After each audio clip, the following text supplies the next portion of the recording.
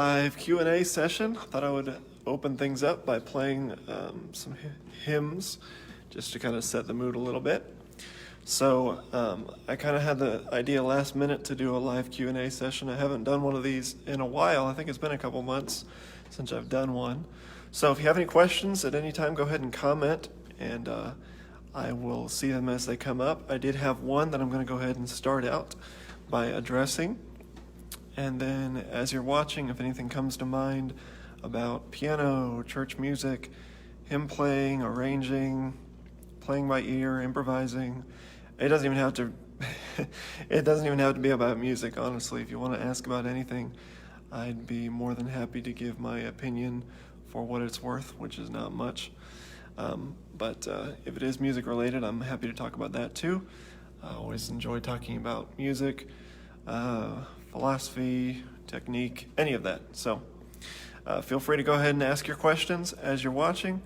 I'm going to go ahead and get started by tackling the question that was turned in earlier. Dylan asked about piano lessons.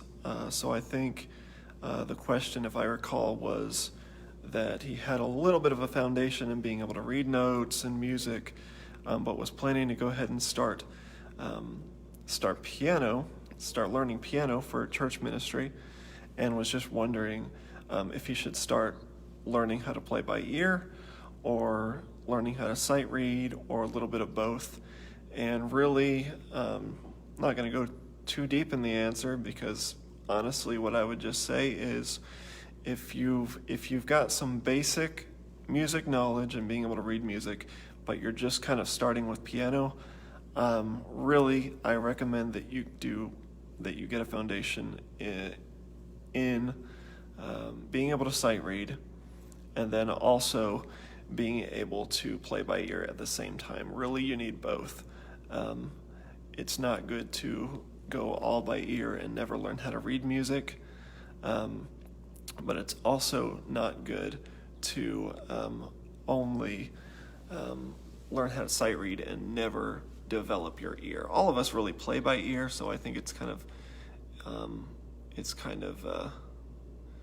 don't know what the word I'm looking for is, but it's not really true to say that some read music and some play by ear. Everybody plays by ear to some extent. It's just some of us haven't developed our ear as much. And so if you can get both, that's good. So if you're starting piano, then Dylan, my recommendation would be to go ahead and seek out lessons with somebody that's going to take you through the traditional, reading music, playing music, all of that.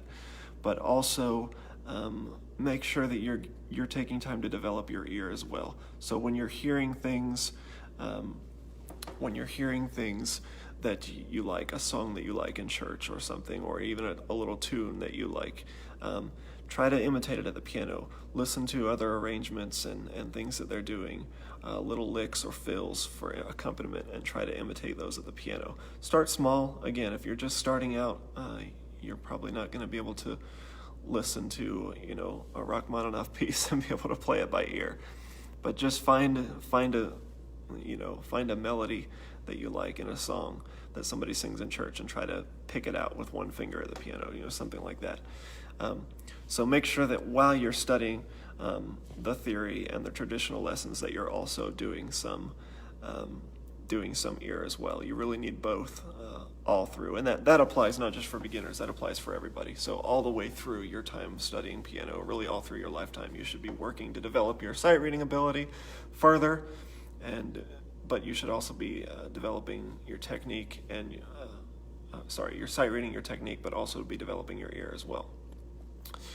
Okay, so hopefully that helps a little bit. I know it wasn't a super profound answer, but really you need both. So I had Daniel ask, hello Daniel, what is your pattern for 6/8 timing? So there's actually a couple things that I do for 6/8, and it really kind of depends on the mood that I want to set. So what I was just doing for Heaven Came Down and Glory Filled My Soul is what I call maybe my energetic or fast 6/8 pattern. that could be deceptive to call it that, and I'll explain that in a minute. But basically, the energetic 6/8 pattern is what that is. And so let me turn around here and show you what I'm doing in the left hand. So it's based off of, with 6/8, you've got 1, 2, 3, 4, 5, 6, and what I'll do, I was in the key of F, is 1, 2, 3, 4, 5, 6. Sorry, I'm trying to hold this and do it at the same time. So I'm going to go back and forth. 1, 2, 3, 4, 5, 6, except I'm doing it much faster than that. So I'm actually playing on every single beat. And then what I'll do sometimes to kind of cheat a little bit is I'll just do 1, 2, 3, 4, 5, 6. So I won't play on beat 3 and beat 6. It takes a lot of really quick movement, especially if you're playing at a fast tempo, which I usually do with that pattern. So really, you've got to have a good foundation in the octave chord pattern in your left hand before you try something like that, because it's a lot of really fast movement, a lot of coordination. But if you've done octave chord, like for 4/4, and you're used to that, then you should be able to kind of work your way into that. So let me play a little bit again of Heaven Came Down and Glory Filled My Soul using that pattern. So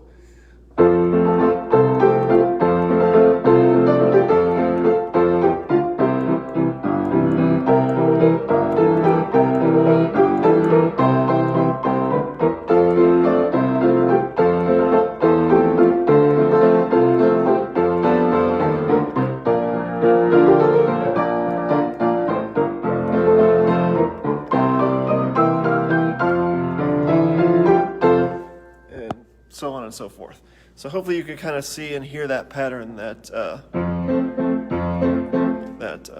6/8 pattern going on in the left hand. It involves a lot of movement, but it gives a lot of energy to the pattern. So I like to use that when I play 6/8. I like energetic movement to my songs and my hymn playing, so I like to use that pattern. If you're just joining in, this is a live Q&A session, so feel free to ask any questions that you have. Go ahead and comment, and I'll try to get to them.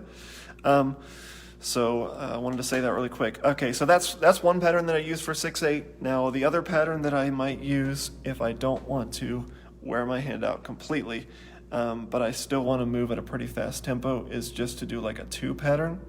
So let me turn around again. So in 6/8, that would be 1, 2, 3, 4, 5, 6. 1, 2, 3, 4, 5, 6. So let me go ahead and play a little bit of Heaven Came Down and Glory Filled My Soul. Same tempo, but different pattern.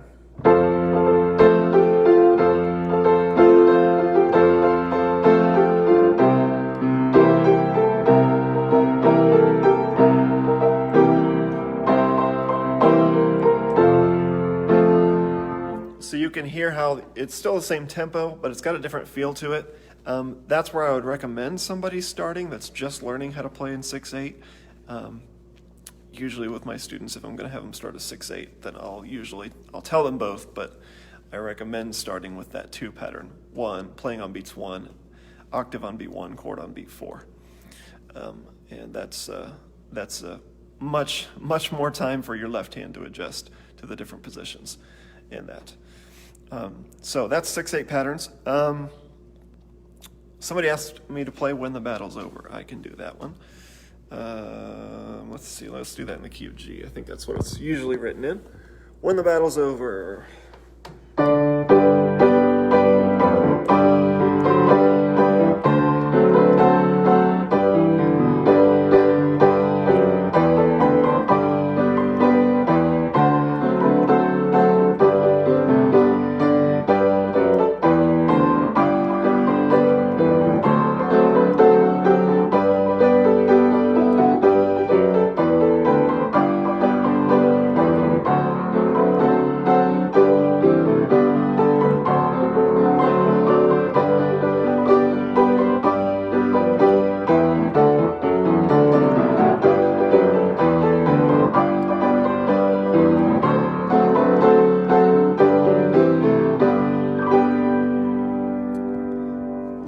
Start, but we made it through. All right. Hopefully you enjoyed that. Dale, thanks for asking. Roger and Aubrey. Oh, are you teaching online lessons? I am. I'm only teaching 1 or 2 students online. So I would be more than willing if you shoot me an email at excellenceinchurchmusic@gmail.com, excellenceinchurchmusic@gmail.com. Then just let me know what you're looking for, and I'll see if I can set something up, even if it's not maybe a full-time lesson type thing, if it might just be a couple sessions or something where I could work with them and give them some things, or even just maybe just send you some ideas on what to do with helping your students. I'd be willing to do that. I'm a little hesitant to commit to full-time online lessons right now because the school year is about to start and I'm about to have my college students coming back and doing lessons with them on top of some other lessons that I'm going to be doing. So, but I would love to help you out with any questions that you have. So go ahead and let me know in more detail. Send me an email there, excellenceinchurchmusic@gmail.com. Let me know what specifically you're looking for, what you think would be a help, and I'd be willing to work with you on that. So thanks for asking. Okay. Any other questions? Anybody? Feel free to comment. In the meantime, I'm just going to play around a little bit, and if anything pops into my head that I want to talk about, I might talk to you about it. Awesome. Thanks. Aubrey, I'm assuming this is Aubrey. Yeah. Feel free to contact me. Looking forward to hearing from you. All right. So if anybody has any questions, go ahead and comment. In the meantime, I'm going to play, and then if anything comes across, like I said, if anything comes to my mind while I'm playing that I want to discuss, maybe a technique that I'm using or something, then I'll go ahead and talk about it for a little bit. So here we go. Let's see what I want to do next. I don't know how many of you know the song, Have I Done My Best for Jesus? But that's maybe one of my favorite invitation songs, and I haven't heard it sung very often.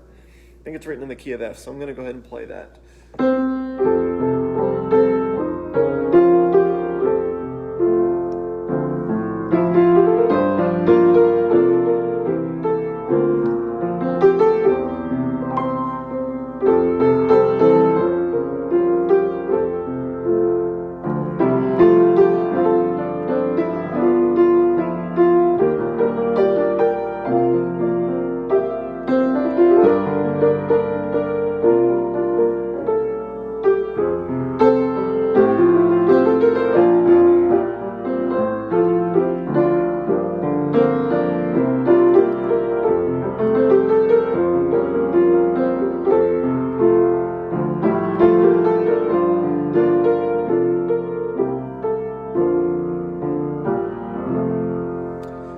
Okay, something that came to mind while I was playing that, in the beginning of that song, when I got to kind of the first cadence, right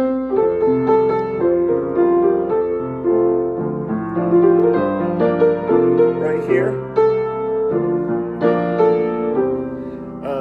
that little run that I did there, back to my 1 chord, my F chord, ordinarily what's written there in the hymn, I think,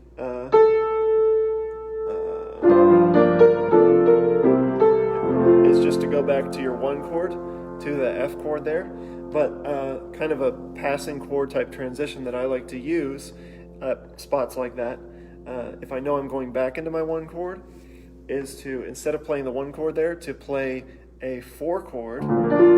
So here I'm playing B flat over D. I know you can't see it super well from over there, but rather than juggle the phone, I'll just try to explain in detail what I'm doing. So I'm in the key of F. So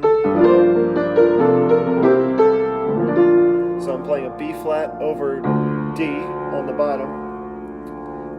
I walk it up to C over E, and then walk right back into an F chord from there. So all together it sounds like this.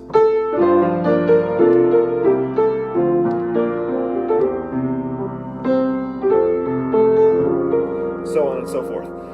So hopefully that gives you some ideas of some passing. I like to show things like that, just little fills or transitions that I like to use.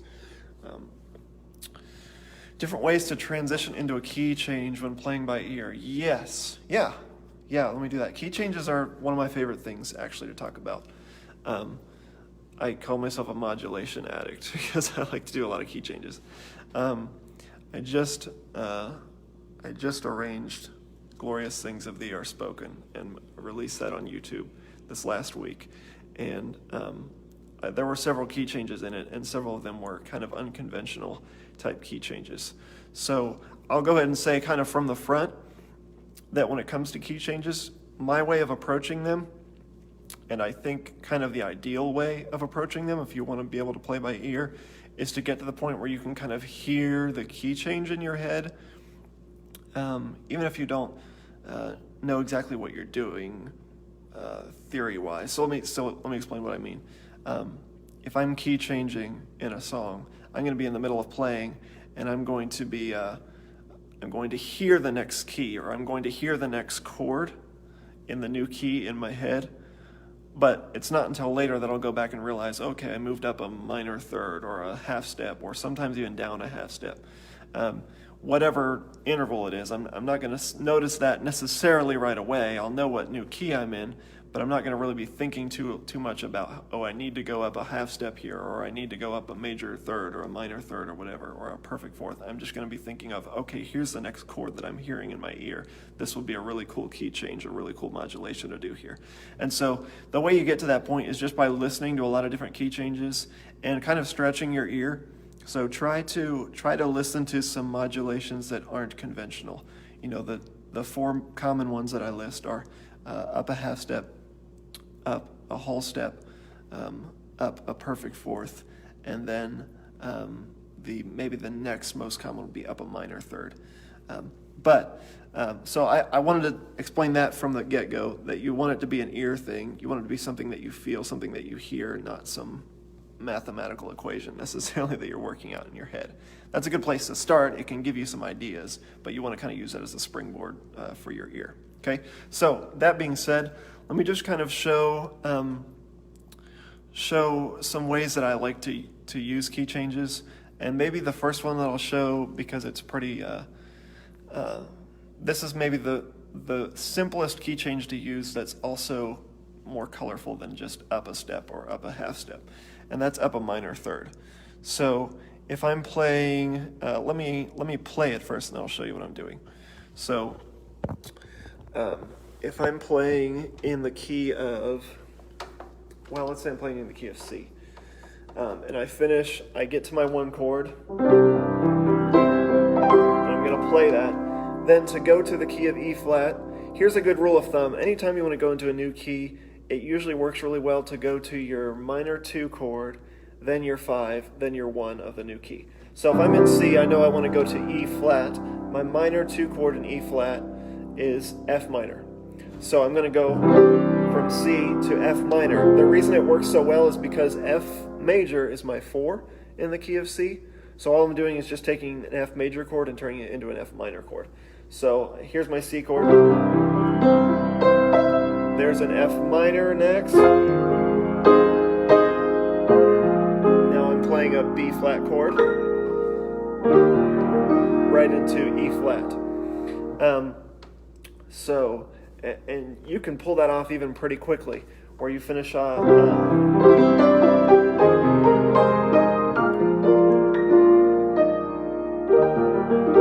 now you're in the key of E flat. Let's see. I'm trying to think of some other ones that I've used.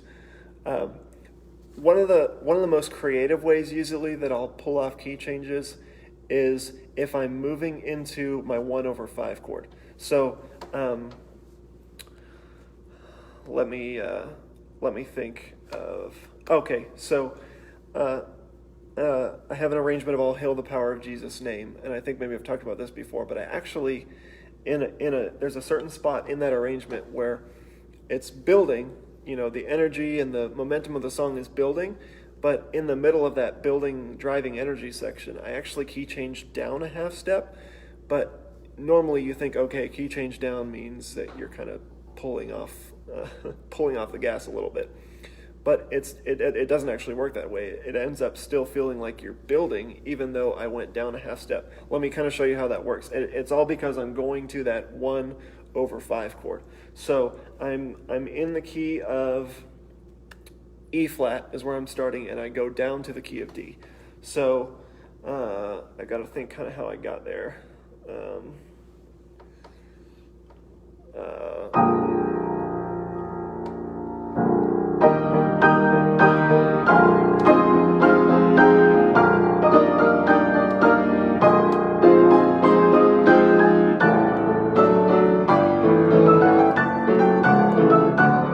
So that's the key change there. I started.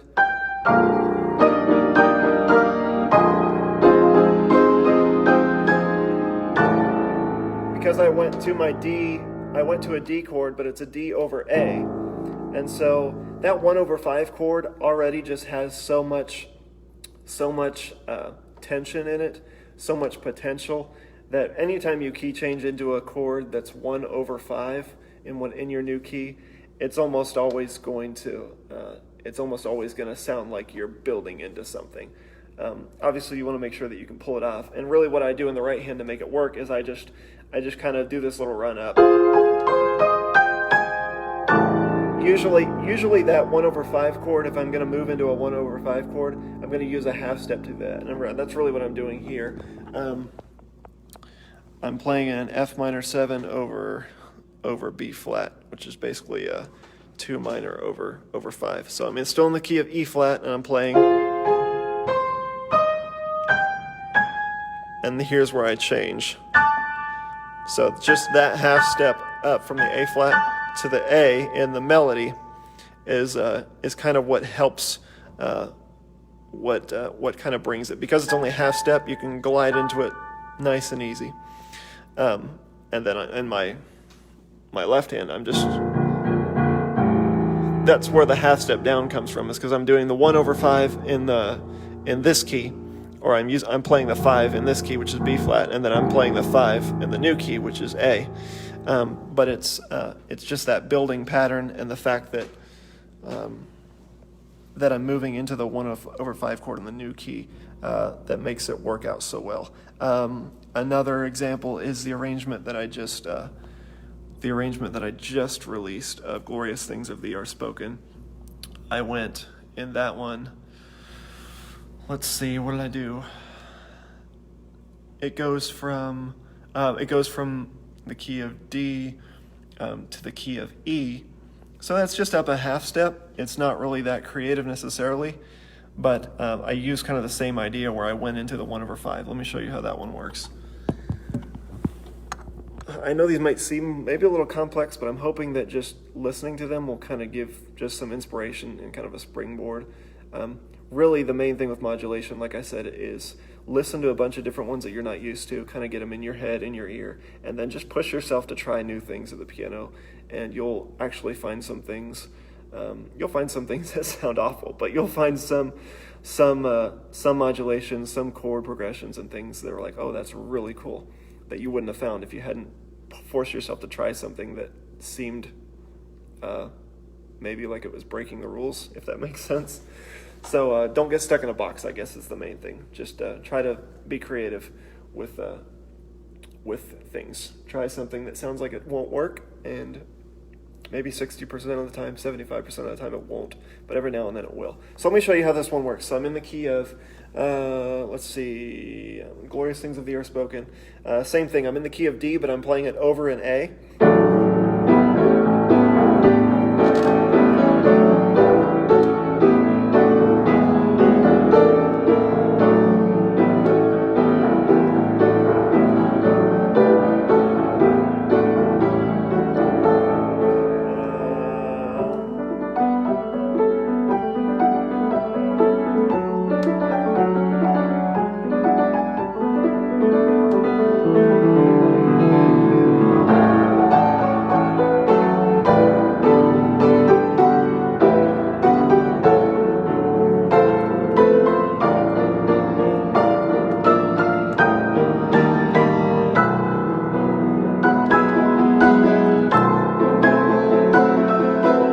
That's kind of the progression there, and I kind of flubbed it a little bit, but it's actually a really neat progression that goes into it, because I'm starting with a a G over A chord to a D over A chord. Then I'm doing some really weird chromatic stuff, but it sounds really neat. It's a F over A, then B flat over A, then E flat over A, and then I walk from this B flat here right up to the B, and the B in my left hand, and now I'm in my E over B, which is a 1 over 5 in the key of E.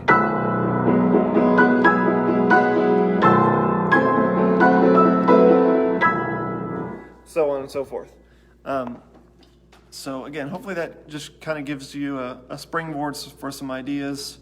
You don't have to become as hyper obsessed with modulations as I am, but I would encourage you to listen to a lot of arrangements, especially some complex ones that involve complex modulations, because it helps to know the theory behind them, but it's even better, like I said, when you can get them into your ear and internalize them. So, again, if you're just joining us, Q&A session. So if you got any questions, feel free to go ahead and send them my way, comment below. I'm going to go ahead and keep on doing a little bit of playing. So I'm just going to play a little something, and if something pops into my head that I want to talk about, then I'll talk about it. If not, I'll go ahead and answer any more questions that anybody has. We'll go for a little while longer here. So let me play, let's see.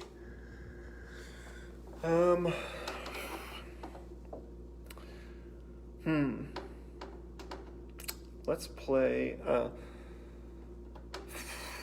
play Take My Life and Let It Be. And let's do that in the key of A flat.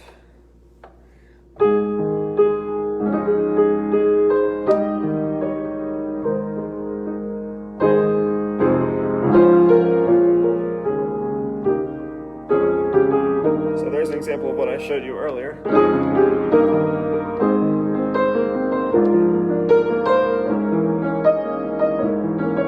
Okay, that's something I want to talk about there. Okay, let's talk about that. I love this progression.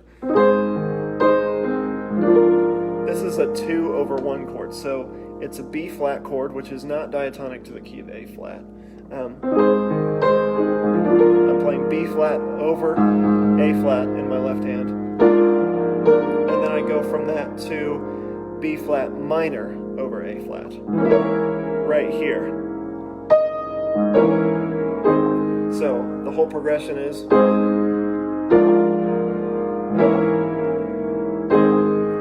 and then if you stick the melody on top of that,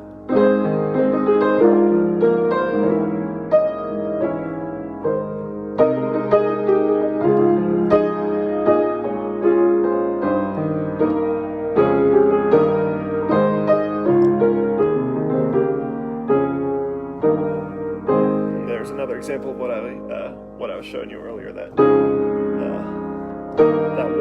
walking back up into your 1 chord.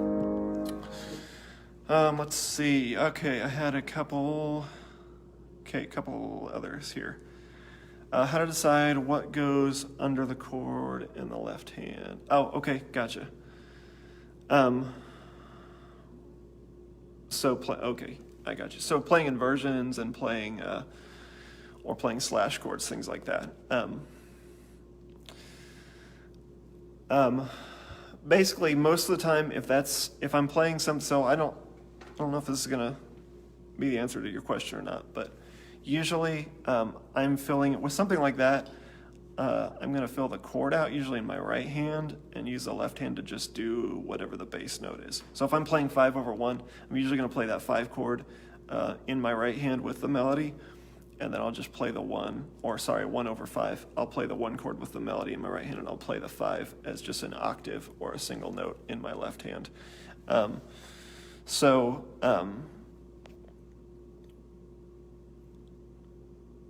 Okay, gotcha. So just playing chords, and so you're normally just chording with your left hand, I guess is what you're saying. I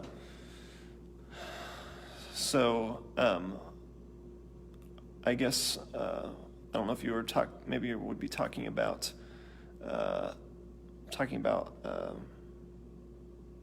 slash chords. I guess how to hear it would be getting used to listening to bass lines. Usually with my left hand, if I'm going to play something underneath, it'll have to do with hearing a bass line, if that makes sense. So what I like to use with my left hand is I've got the chords. So I think I know what you're asking. So I've got the chords that I'm playing, but in my left hand, I'm also trying to create an interesting bass line, where rather than just play the root of the bass or some inversion of the chord or the root, I'm actually trying to use my left hand and use the bass line to have some movement, a little bit of a counter movement to it. And as far as how to hear that in your head, the best thing that I can think of really is I'm gonna sound like a broken record, but it's just to listen. Listen to people that can do it well. So if you can find people that know how to do counter melody in the left hand well and know how to use the bass line to not just be, oh, bump, bump, bump, here's the bottom of my chord, but they use it to actually have some interesting movement. And while they're playing the chords, they're using the bass line underneath that to create some interesting movement. And even like I was saying a minute ago, it's not even necessarily that I'm always moving. Sometimes I just stay on the same octave for a long time. But hearing when to do that, when you can use like a pedal tone is what I was doing earlier, where I was playing that A octave with all those other chords on top of it. It was basically just a pedal tone. And hearing things like that in your head is just going to come from listening to a lot of arrangements, listening to a lot of even accompaniments that use that pattern. And like I said, I'm going to sound like a broken record because I'm going to keep saying over and over and over again, listening. But I stress with my students know this. I tell them all the time the importance of listening. If you want to develop your sense of improv, arranging, and all of that at the piano, you've got to listen. There really isn't anything that can replace the value of listening and trying to internalize that. And by internalize it, I mean listen to someone that can do it well to the point where you can hear ideas in your head and think, oh, that sounds like this person that I listen to. When you get to that point, then you know that you've internalized it. When you can hear things spontaneously in your head that sound like that person. Oh, this is probably how this person would play, just as I am or whatever. Then you've started to internalize a style. Then it's just a matter of reproducing it at the keyboard, which I understand is a lot easier said than done. But really the hard part, I think, the hardest part is internalizing a style. So, I'll listen to a certain performer or a certain arranger over and over until I kind of get into my head their style, and then I'll start hearing other songs in their style, and then I'll try to reproduce it at the piano. So hopefully that helps. I don't know if that perfectly explained your question, and hopefully that wasn't cheating, but really the best thing I know what to do is to listen, but not just listen, like I said, try to internalize. Let's see. Riley asked, what are some good ideas for transitions between hymns in different keys? Okay, so like a prelude. Like I was saying a minute ago, if you can get to the 2 minor of the next song and then to the 5, then you can go into the 1. You may be familiar with that, you may not, but that's kind of the idea, is to use really that 2 minor 5 1 is a great transition really for any kind of modulation, and you can really almost make anything work with that. Some sound smoother than others. So let me kind of play some examples here. If I'm playing, let's see. Let's just pick 2 that have nothing in common as far as a key goes. So let's see, I'm finishing To God Be the Glory in the key of A flat, and I want to go into Blessed Assurance in the key of D. A flat and D are literally as far away as you can possibly be. They're tritone apart. But what I'm going to do is I'm going to go into E minor, which is my 2 minor in the key of D, and then A, which is my 5, and then get into D, and we'll hear how that sounds. Okay? So...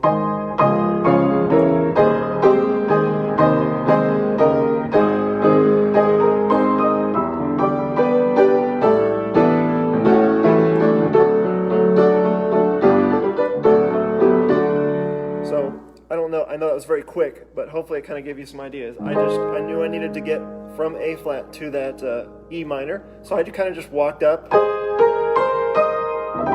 to the E natural, and then went from E minor to A.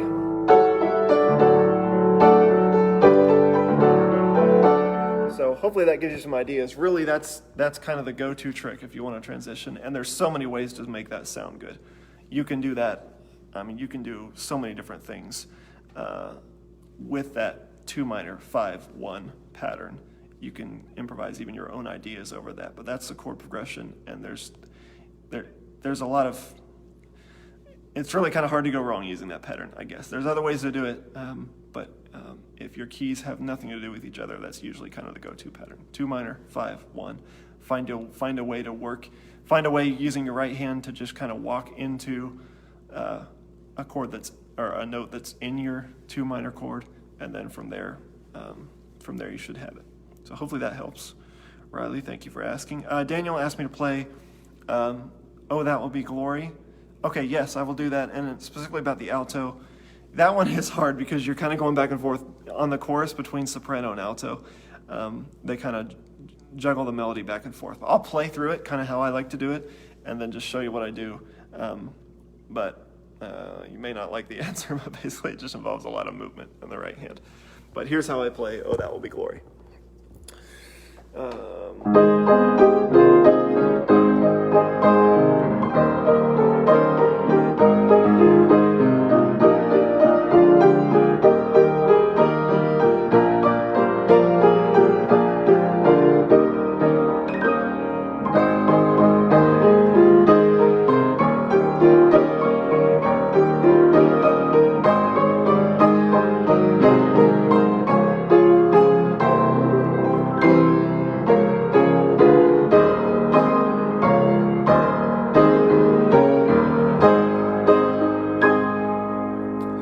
So I don't know if you heard a little bit of what I was doing, but really all I was doing was just kind of jumping back and forth. So I kind of was skipping the first note of each, the O of each voice. So I started on the soprano because that's what has it first, and I think the alto does. So I skipped that first note and I just went, and then the soprano does. And so again, I skip that first note, that first syllable.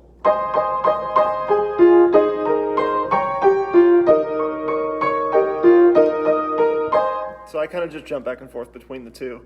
I just kind of play the notes as they appear without having to play anything at the same time. And usually if you do that, that gives enough of the soprano and alto to where they can follow along with you. Of course, you don't have to do that, but just it's nice to be able to give both of those, because the melody's in both of those voices. It's nice to be able to give that, to give both of them the melody that they want. All right, maybe one more. I'll take any more questions that anybody has. So if you're watching, if you got any more questions, feel free to send them my way. I'm going to go play a little bit more, and something pops into my head, I'll go ahead and talk about it. And then if anything else comes up in the meantime, I'll try to address that. Wrap it up before too long here, but we'll go a little while longer. So let me play. I want to try to play something fast because I want to give you some ideas on some fast songs.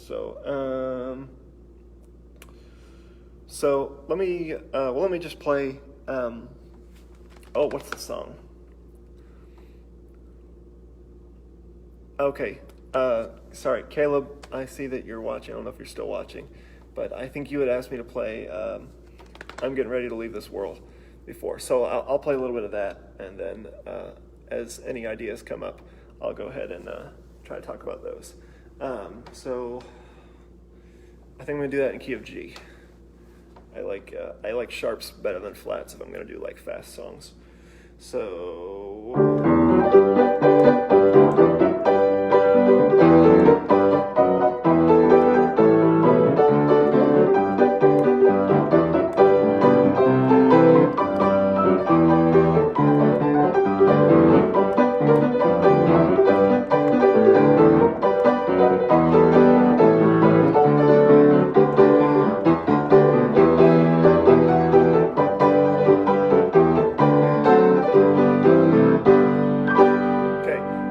talk a little bit about the left-hand pattern and what happens there. Really, all it is it's a really fast stride. It's a really fast octave chord. So it's just one.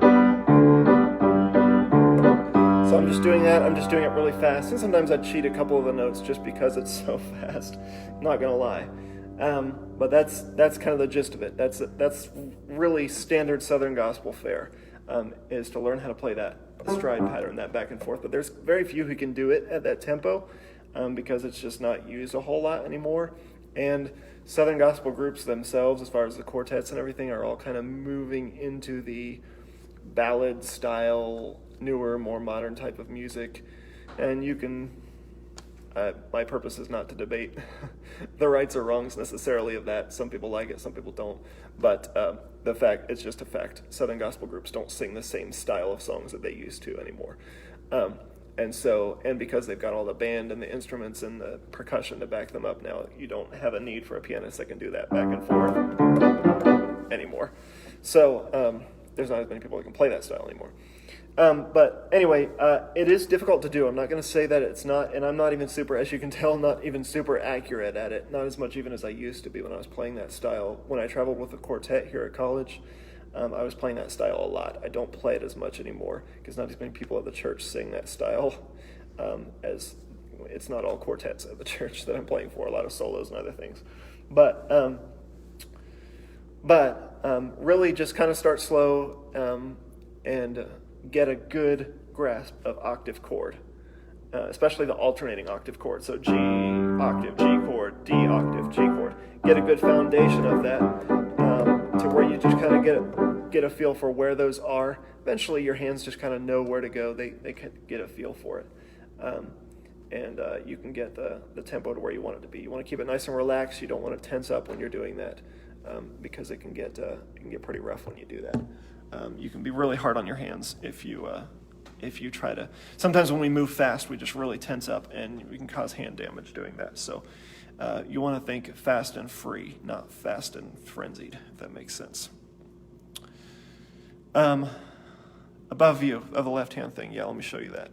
And then I did see your question there, Daniel, about the chord. And I know what you're talking about. I think it's the same chord that I messed up on when you requested that last time, or maybe it was somebody else. I don't know. But yeah, I'll walk through that with you. Let me show over here the left hand of the gospel pattern. So it's basically just an octave chord pattern, just like you would use for hymn playing. I'm doing G octave, G chord, and then I'm going back and forth between that and a D octave and a G chord.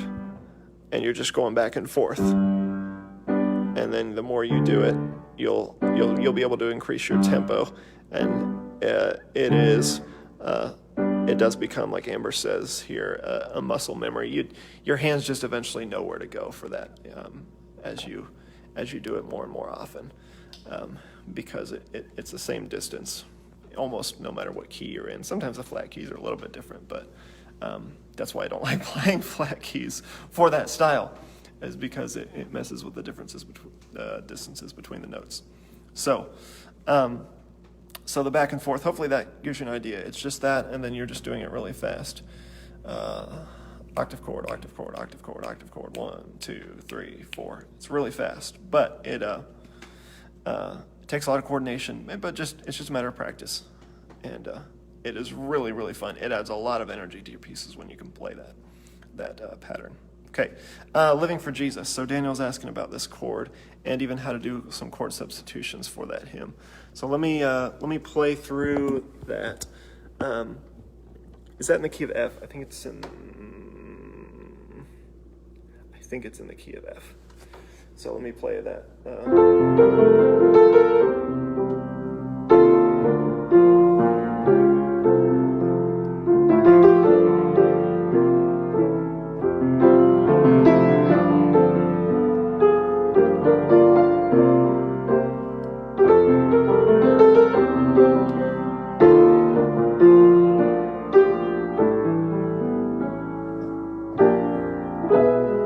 So that's the chord right there. Is that the one?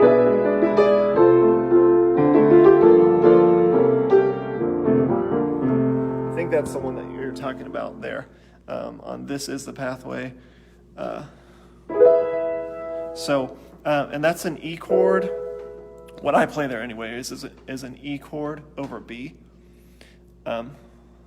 because I'm walking from the B flat up to the C in the bass, and so I use the B as kind of an in-between. So that's a really pretty chord transition. As far as how to do substitutions on a song like that, the great thing about a song like that is that it already has so many rich chords in it. You don't have to do a ton to it, but you did probably notice there was a few that I did there, and it's mostly just some go-to patterns and chord progressions that I'm used to substituting. So I think, if I remember, even in the hymn, it's actually written in to walk down with that bass. So that's what I'm doing. I'm walking the bass note down. I'm starting on F. I'm walking to C over E, and then F over E flat, B flat over D, G diminished over D flat, C, F over C. So you're starting on F and you're just walking down a half step in your bass note with each chord. And then I'm not sure what's written in the hymnal after that, but I usually do a 2 minor, a G minor with that melody note on top. And a lot of times it's just adding some color tones to the chords that are already written. So I think there's a C chord written there, or a C7, and I'm just adding a C sharp to that C chord, or a D flat if you want to think of it that way. C sharp, D flat, and that's basically, it becomes a C7 with a flat 9 added. This is an F major 9 chord, really pretty.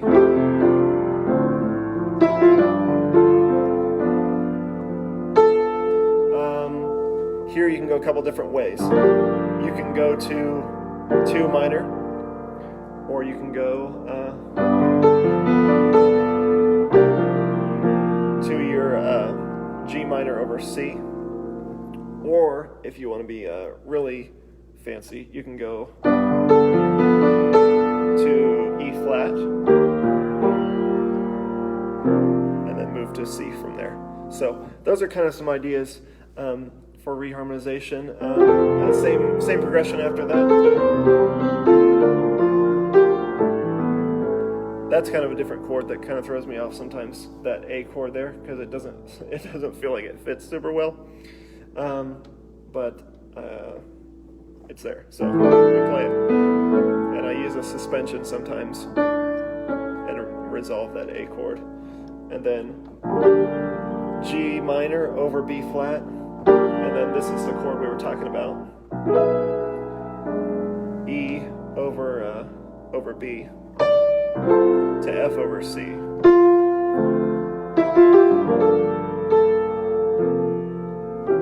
There's that C sharp again. And that's just a little inner voice movement. I think I explained that on one of my videos on inner voice movement. But I like to use that at kind of the ends of verses and choruses. So I don't know if that gives you any ideas, but that's kind of the way that I like to play that. So let's see.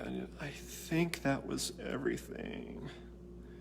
I don't see anything that I missed here. So I think we're going to go ahead and wrap it up for today. Thanks for all the input. Thanks for everybody watching. And be sure to subscribe to the YouTube channel if you haven't. I'm going to try to get caught up putting some of these videos on YouTube. I still got to put my most recent hymn request video up there. I'll try to get this one up there also. And if you haven't subscribed to the YouTube channel, please do that. And share it with friends. Anybody that you know that would enjoy church music, feel free to do that. Still trying to put out new arrangements, so I still got to get caught up on notating some of my newer arrangements. The one I just put out of Glorious Things of the Earth Spoken, I want to get sheet music out for that, but I haven't done that just yet. So a lot of stuff to do, and working 2 jobs, so this is kind of just my my side deal that I enjoy doing, because I like sharing music. So you have any questions, comments, or anything, feel free to let me know. Shoot me an email, excellenceinchurchmusic@gmail.com. Check out the website. I try to keep that updated as much as I can, eichurchmusic.wordpress.com. A lot of my sheet music is available for purchase there, as well as my piano book, Come Adore Him. It has 10 advanced arrangements in it. And then just keep your eye on what we're doing over here. I'm always trying to put out new stuff. So, all right, thanks for watching, everybody. Have a great week.